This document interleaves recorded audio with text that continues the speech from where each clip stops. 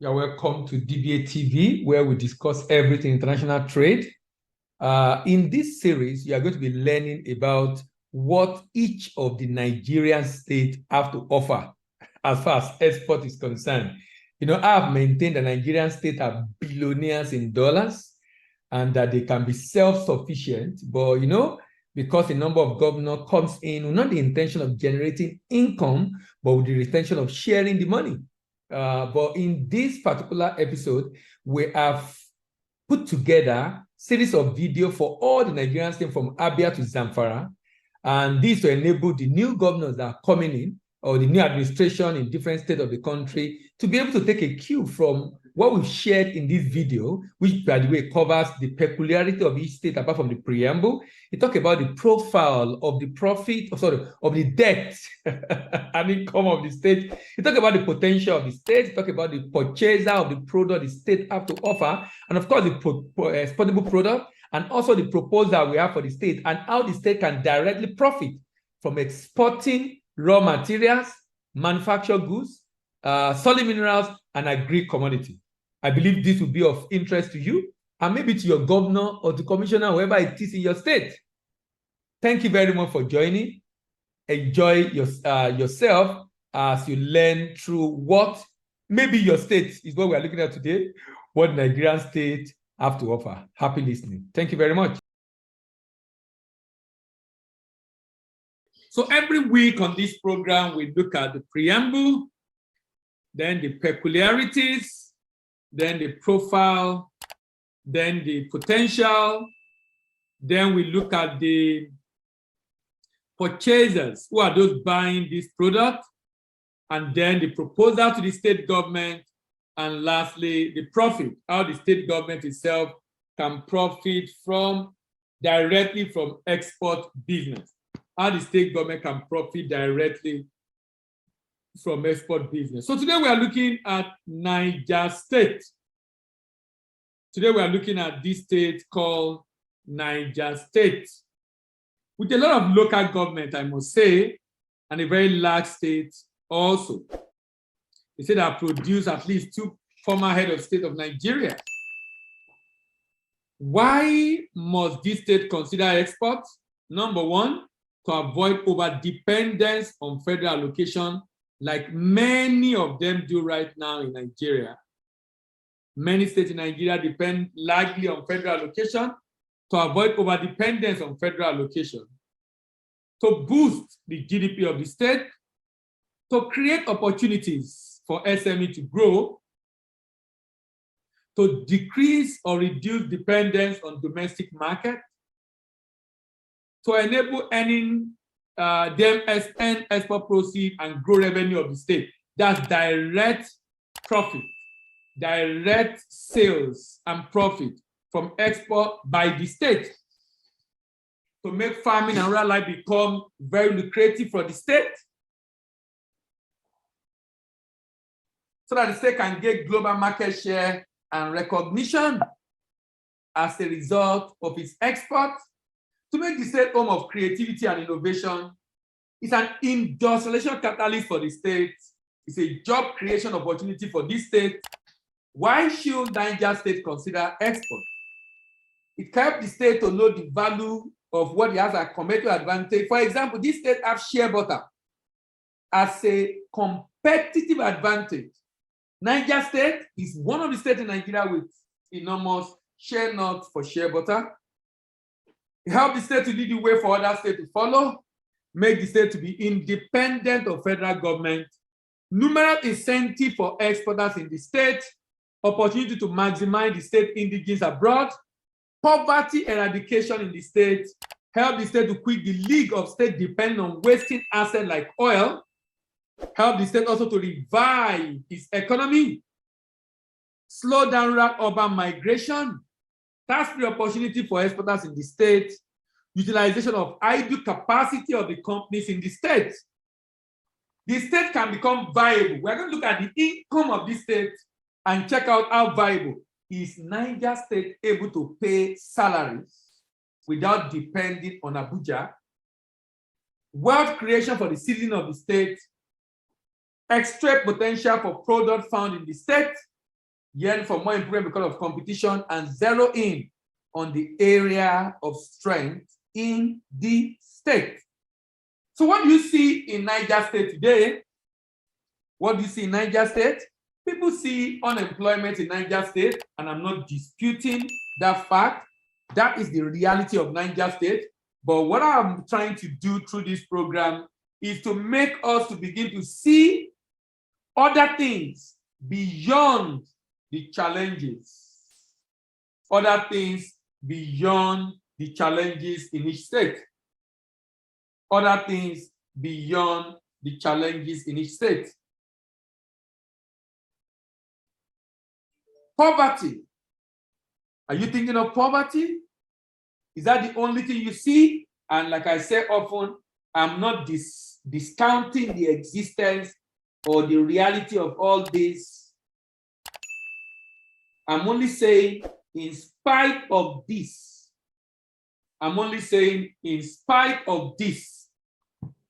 we can,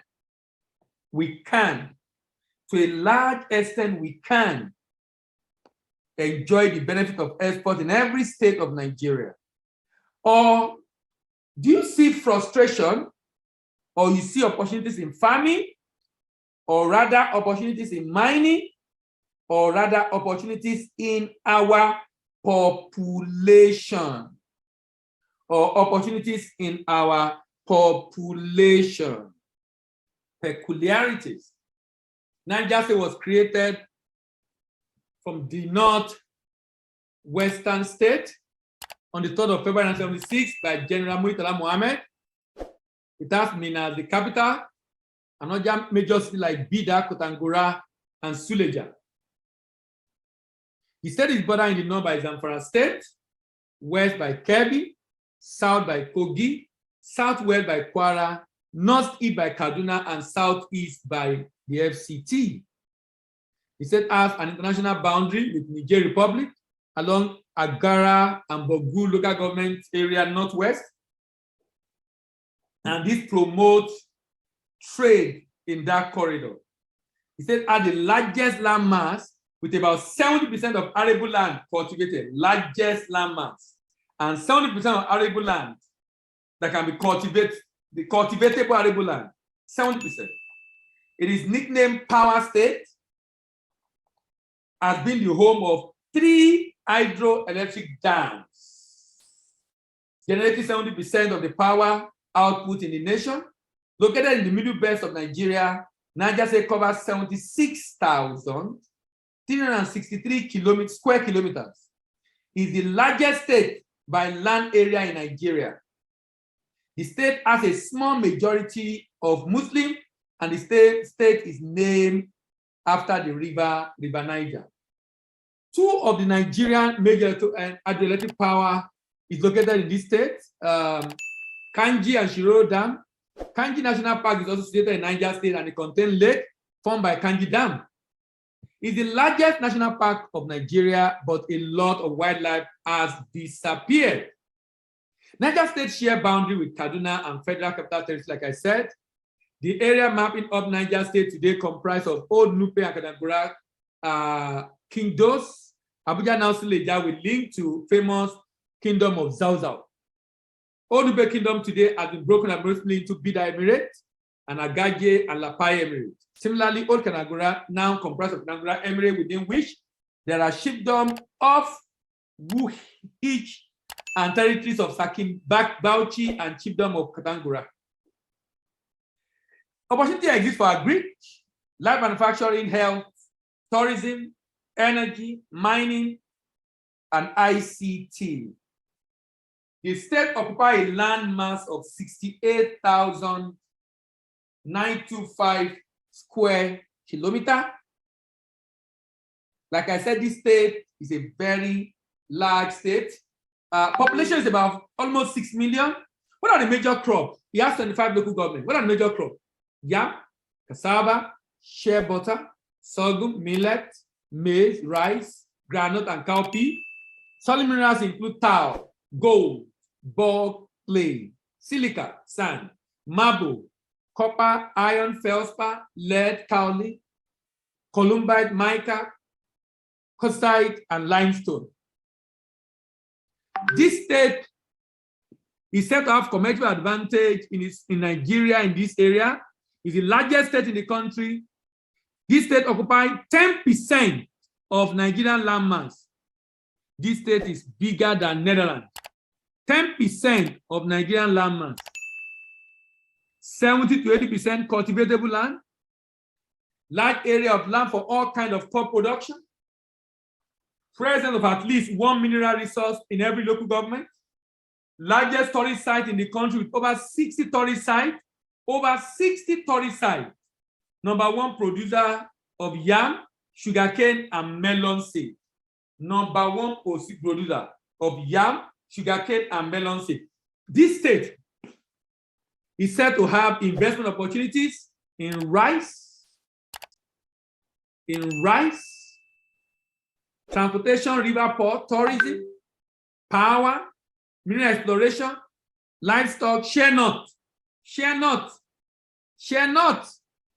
These are the areas, opportunities available in this state. This is a very massive state, largest state in Nigeria. Working population in this state is 3.2, about 3.3 million. Those not in labor force is actually half. Half of the about 1.6 are not in labor force. Out of about 3.3, about 1.6 are not in labor force. Those in labor force is about 1.7. And even among those in labor force, only 648 are gainfully employed. The others are not gainfully employed. So let's go to the profile. Here we are looking at the income, the federal allocation, the IGR, the debt profile of the state. We're also looking at the capital expenditure, recurrent expenditure, income, the IGR, and FAT percentage. We're also going to be looking at the report of budget on the fiscal performance of the state. Now, let's go. This state earns IGR 10.52. Now, IGR is internal generated revenue, and this state, most Nigerian states concentrate more on fees they charge the people that need government services and pay or personal income tax. That's the focus, and that's a challenge for Nigerian state. A big challenge, I must say, because then it restricts largely what can be earned by the state. Look at this. Federal allocation is 60 billion, 60.9 billion. The debt of this state is about 93.74 billion naira. 93.7 billion is number 27 in terms of debt out of 36 states in the country. Foreign debt is $71 billion, and domestic debt is 66.78 billion naira. This state, in terms of IGR, 10.5 billion. IGR, FAT, 60.9. Total, about 72, 71, 72. But you notice something. I want you to check something on this chart. Recurrent expenditure of this state is about 60 billion. Recurrent expenditure is about 60 billion. Recurrent expenditure, about 60 billion. But IGR is about 10.5. This state cannot survive without federal allocation. To even pay its salaries and all the other expenses of government, and the state paid little attention to capital expenditure. Because typically, you spend a capital expenditure, even though it might appear higher than some state, but should be higher than recurrent if there will be serious development in the state. But let's see what budget have to say about this state. According to budget report of Nigerian state, the power state of the country performed relatively weak in the budget physical performance ranking. Niger fell from 19 in 2020 to 26 in 2021. This poor performance was despite some considerable increase in capital expenditure growth between 2019 and 2020. It was also despite a near stagnancy in state total actual recurrent expenditure, as the latter only slightly rose by a mere 0.044%. In addition, the pandemic created new lines of spending, namely COVID personal allowance, COVID-related overhead, both of which were 4.5 billion and 1.5 billion respectively.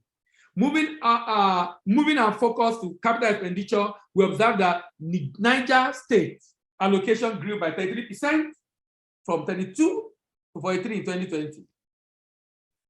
This made it the ninth expenditure, ninth highest in the country. In terms of capital expenditure allocation in the entire federation, comparing the capital expenditure spending to the recurrent expenditure spend, one can notice that capital expenditure is at least 17 billion less than recurrent. Less than recurrent. So you notice that, you know, it looked to me like a number of our governors, they are not, there's no strategy to make more money. I'm looking forward to that day in Nigeria that governors will have to generate their own income themselves. I'm looking for how people will be eager to become governor when you have to make money for the state. Because now that you have to just receive and spend, it looks very, very attractive, and you see the rate at which people are rushing to be governors. In terms of revenue performance, Niger State is the fourth lowest in the federation. At least 1,653 per capita, while the national average is about 4,000 plus.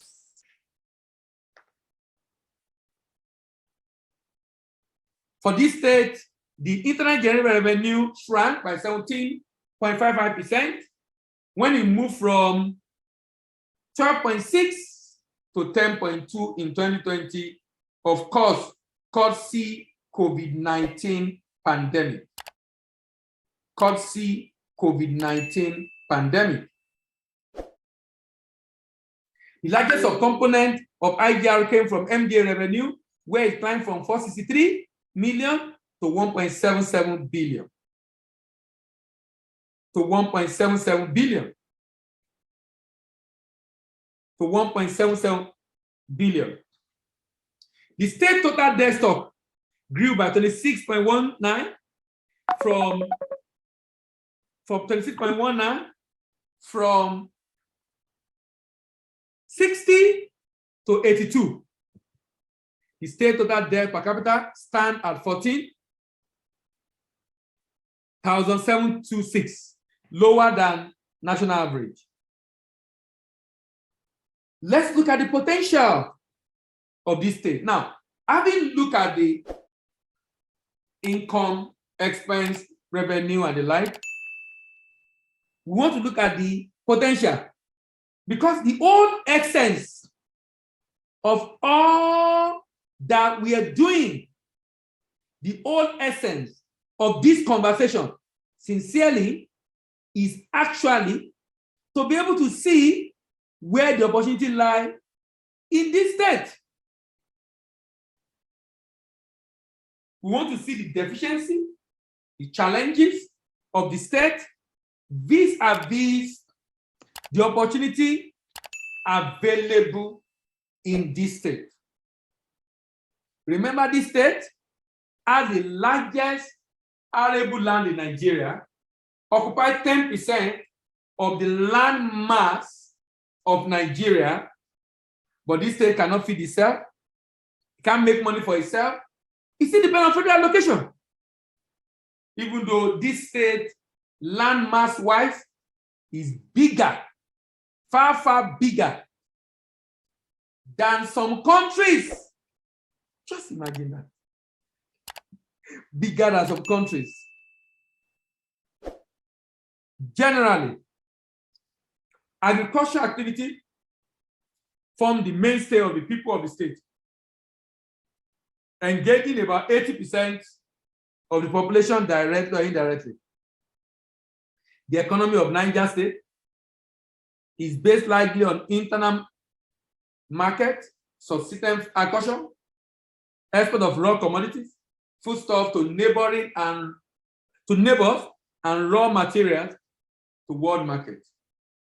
Niger rather, is a landlocked state located in the Sahel, coincidentally ranked the bottom in world development index. This state has what it takes. In fact, this state has everything it needs. Unfortunately, the state has not lived up to expectation. The state export caps to neighboring state.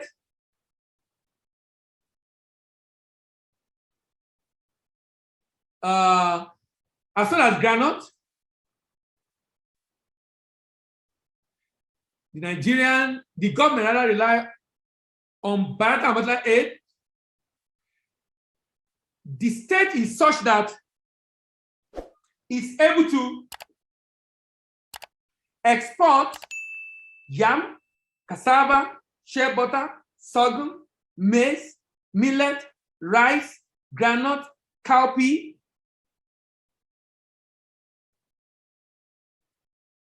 and cashew nut.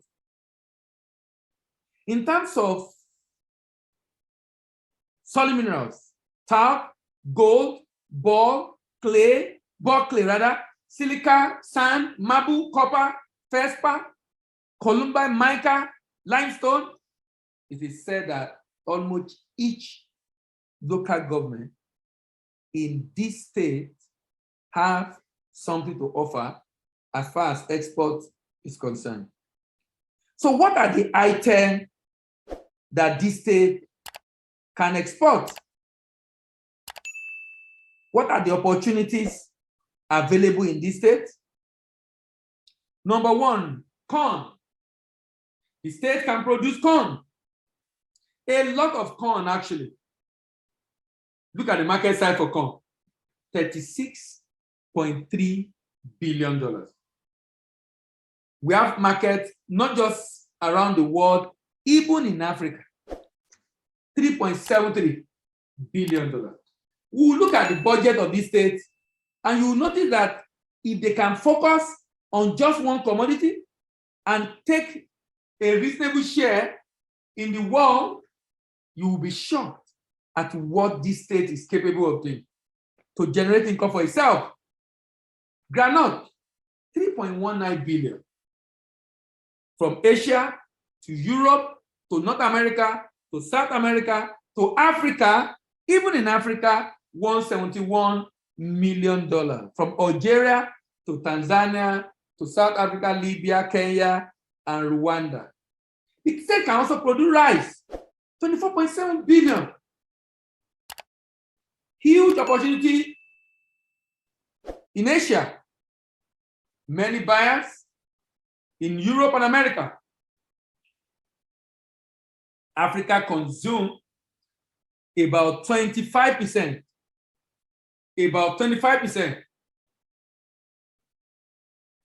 of rice exported in the world.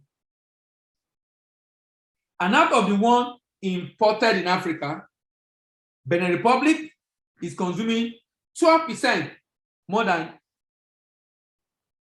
importing more than Egypt, importing more than South Africa, importing more than Ghana, importing more than Ethiopia. These are countries bigger than Benin. But you and I know, if Benin is importing a lot, you and I know where it is going to. It's finding its way definitely into Nigeria. Sorghum, $866 million market, and US is leading as a major buyer for this product. and Africa is 66.9 million. Cassava, 2.11 billion. Different cassava product, cassava chips, different cassava product, cassava flakes, different cassava product. 2.11 billion. Thailand, Vietnam, China are major buyer. Netherlands, Germany, Greece, United Kingdom, United States, Canada are major buyers. In Africa, the demand is low because it's produced in Africa, and Nigeria is the largest producer of cassava.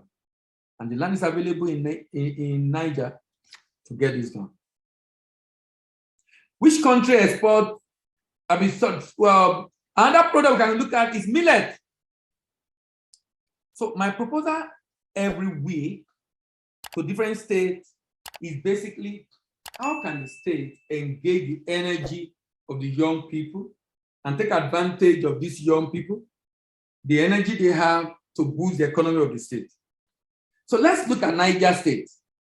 Niger can decide he wants to focus on shea butter. Set up a processing plant for shea butter. And do you know what? That processing plant will process the shea,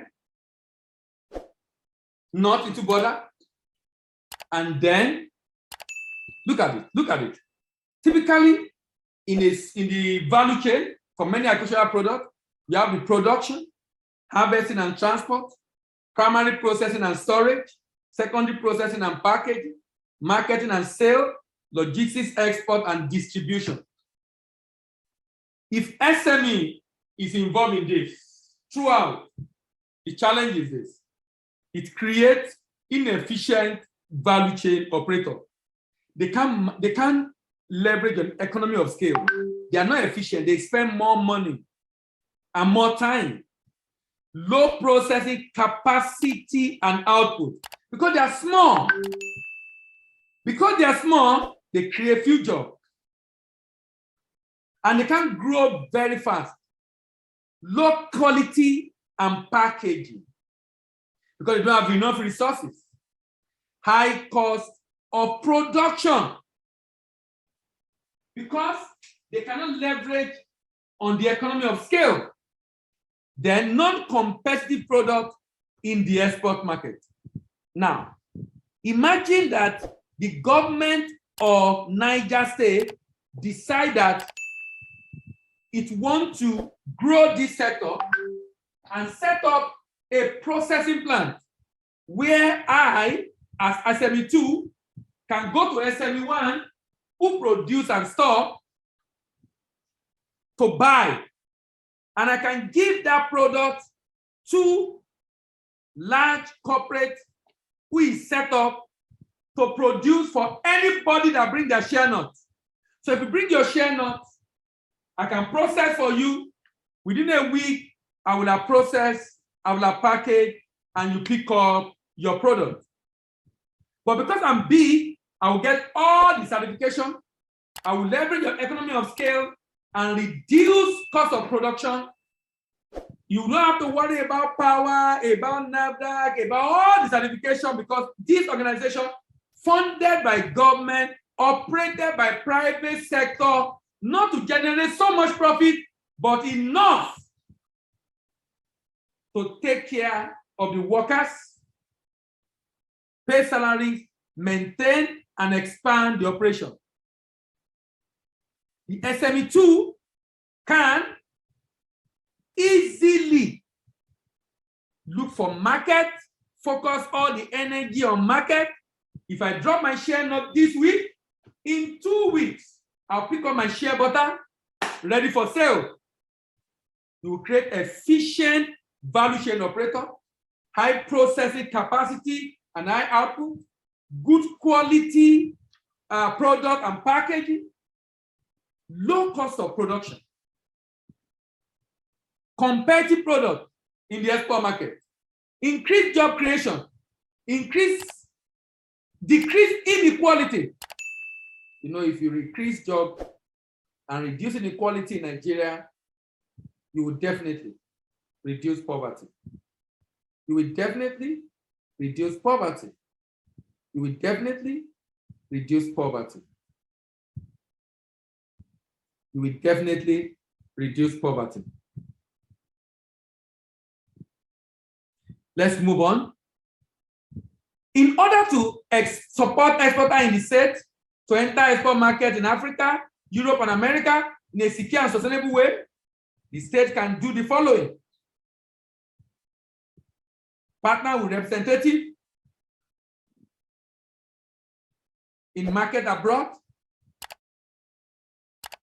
partner representative at destination, set up warehouse at destination, set up an entity, agent or distributor at destination, partner with independent agent or distributor at destination, organize and sponsor manufacturers for exhibition in the export market.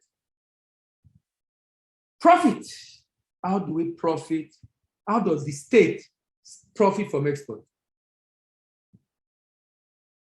How does the state profit from export? Even though we are using sesame seed, for example, this can apply to shea butter that the state is known for. Look at the budget of the state as at this year, 198 billion naira. The state can make all this money. The state can make all this money from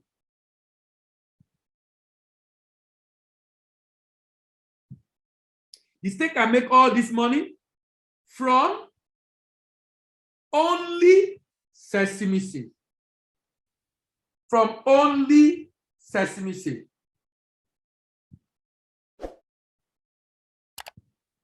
From only sesame seed. It can do the same from shea butter. You know, it's just so painful the way we run this country. I mean, how does the state have so much landmass and is having so much debt, having to borrow so much, even though it can generate the income by itself? If this state produces sesame seed on half of that arable land, because it has an arable land of 2.9 million hectares, 2.9 million hectares. Let's assume that this state only use half to cultivate sesame seed. I mean, half. Agronomists told us that they can yield 0.6 metric ton per hectare. That means we can generate 879 metric ton at $1,300 per ton.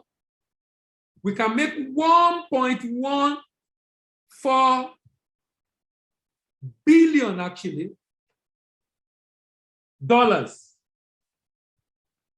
If you convert that to using exchange rate, at the end of the day, you know what happened? This state is capable of making more than its budget will have paid the farmers. The farm will have paid for processing, cleaning, and the like. But we'll still have money. Extra. And now, how can the state get this done? Look at my opinion on this. I think the state should partner with a private company who knows about this market, this product. First of all, partner with a private company who knows about this product. Number one. Number two, having done that partnership, provide funds to support farmers with seedlings and input, sign an agreement, form the farmer into cooperative across the state, give them a guarantee, and here is the guarantee, that they should go and farm sesame, and the government is going to buy everything with a guarantee, not by mouth, because you know the way our government is, and come back and tell us some stories. The essence of the guarantee is such that if the people go and borrow money, they know they'll get their money back because the government has given them a guarantee.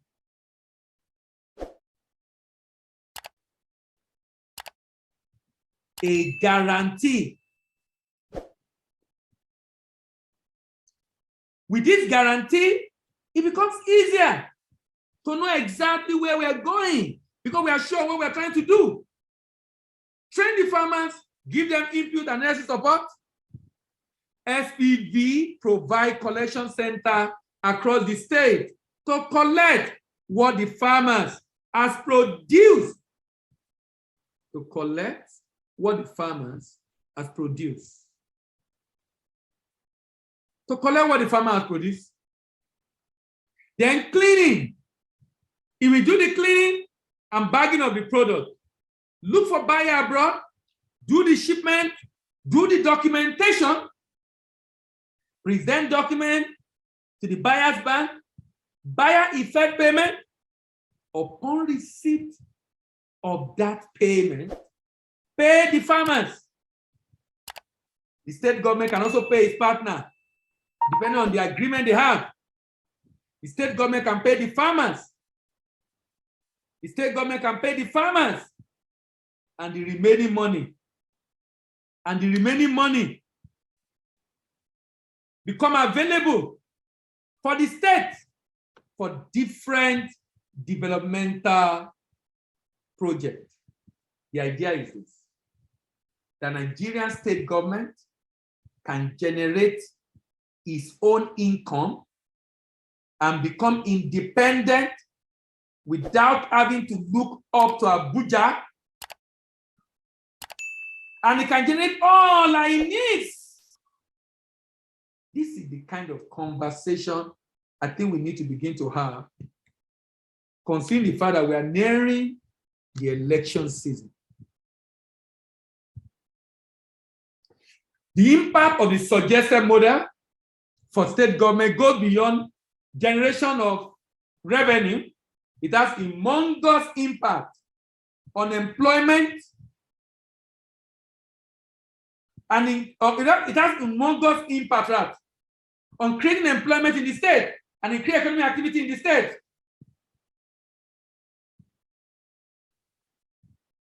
This, in my opinion, is a more effective and efficient and enduring model of diversifying the economy of any state in the country.